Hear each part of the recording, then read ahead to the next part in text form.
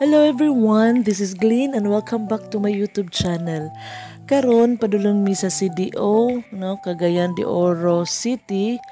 Kaya actually akong anak gahapon pa lang tuwa na siya dito sa CDO together sa ihapong mga classmates kay para mo take board exam today Sunday. Then like 6:30 PM mahuman daw ilang exam. So gabi na. Then iyang mga classmates is dito ra magpabilin. So siya gusto siya muuli. So amo siyang sundoon kay para pod makapahulay siya. Kay grabe siya nga tutok na tutok during sa iyang review para aning board exam.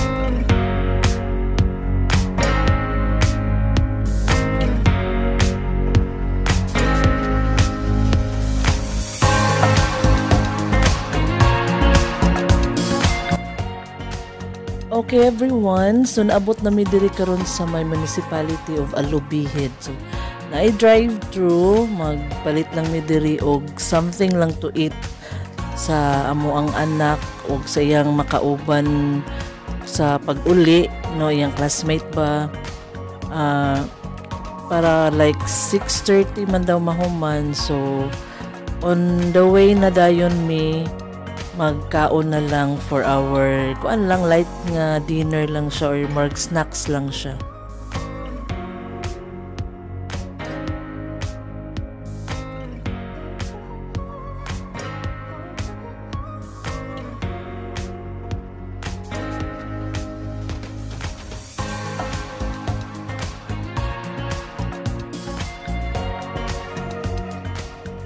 So, ang among gi-order na lang is burger o spaghetti, no? So, para po sa amo ang anak po og iyang classmate nga muuban pa uli at back to Iligan para gitagsa-tagsa na mo para nami kanon on the way pa balik sa Iligan.